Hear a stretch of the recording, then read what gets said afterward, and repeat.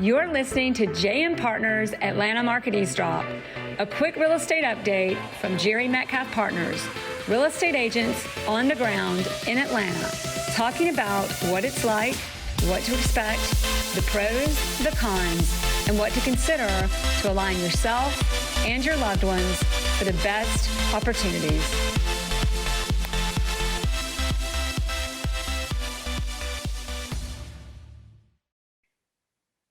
Hey everybody, it's Jerry Metcalf and Adam Vickers, JM Partners. 3 things to know. Today, we are going to hit on the 3 things that can be fatal or fabulous for sellers in today's market. By the way, May of 2021. Adam, thanks for joining us, or me, or being here today, as always. Morning. Yeah, it's great. Let's get after this.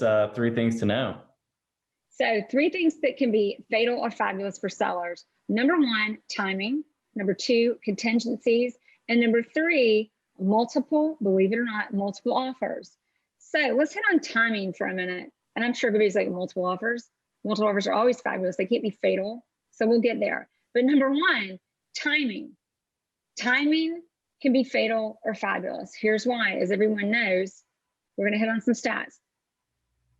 Possession. Days on market right now is only 5. Supply right now is less than a month, or it's about a month right now. That means there's no inventory. There's no inventory because sellers want to move, but they don't know how they're going to be able to sell and buy and what they're going to buy. So timing, they're like, this is fatal because I don't have the timing to be able to sell my house and move, and I can't buy my house without a contingency. That being said, there are things that can get you around that. Number 1 that we're going to talk about on timing is possession.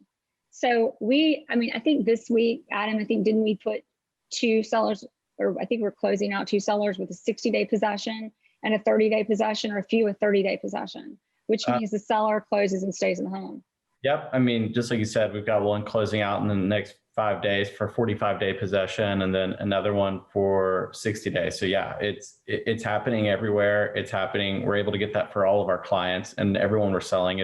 If they're not sure where they're going to go, or if they're needing to sell first before they can buy their next one, we're able to get them to live essentially for free in their house for up to 60 days. If not, sometimes after closing. But really 60 days is kind of where you want to be.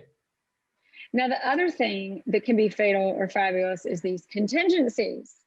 So with the rules changing in the market, contingencies, everybody says, oh, there are no contingencies, which very often now there aren't.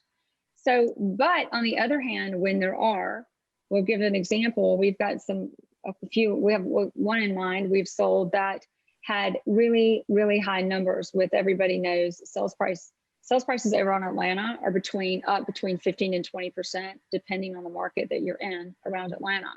And that being said, that means houses are selling for a lot more, and people are removing appraisal contingencies.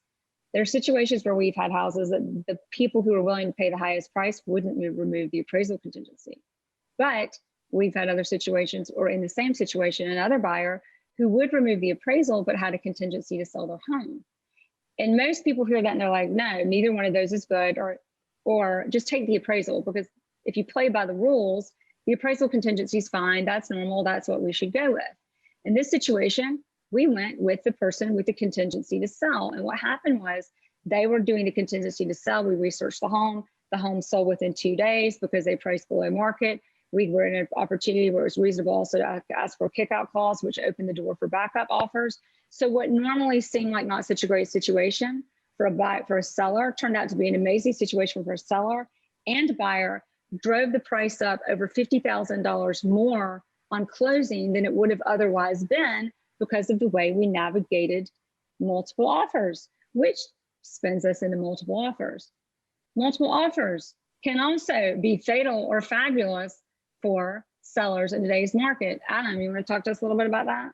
Well, yeah, I mean, we've talked about this before, but people especially right now, getting really caught up in the game to win out on a multiple offer. So sometimes the person who comes in and they're just trying to compete, throw in the highest number that they possibly want or can, and then they win it. But we're also seeing a record number of terminations as well, because people are getting caught up in the game to win and then they're going to terminate the contract afterwards. And then it's really putting the seller at a disadvantage. That's where really understanding who that buyer is, where they're coming from, all the information around that buyer to help the decision to make sure we're picking the right contract or the right offer and not the one that's actually just going to terminate because they got caught up in the bidding war. Well said, Adam. And something that Adam said earlier, everybody, too, before we started recording was when we're working with clients, it's key that we're listening to the client, listening to our clients. And as the buyer or the seller in a market, especially buyers, I think buyers are the most hesitant or frustrated with offer situations is when you know what you want, when your agent knows what you want, when we know what you want, we can then navigate and go into a situation like we gave the example on a contingency situation where actually it ends up being a transaction where while there are the moving parts in today's market, we're able to create an even stronger scenario because you very often create your own market. So what Adam said again is really understanding what our clients need, knowing what you need, communicating that well to navigate the options.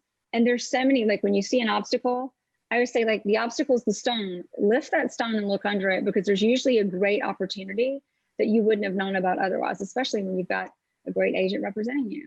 That's right. I mean, there's so many levers in the contract that you can pull, and we just have to be able to understand from our clients. We just need to listen to them and really get that so we can try to pull all those levers that are available to help win out the deal.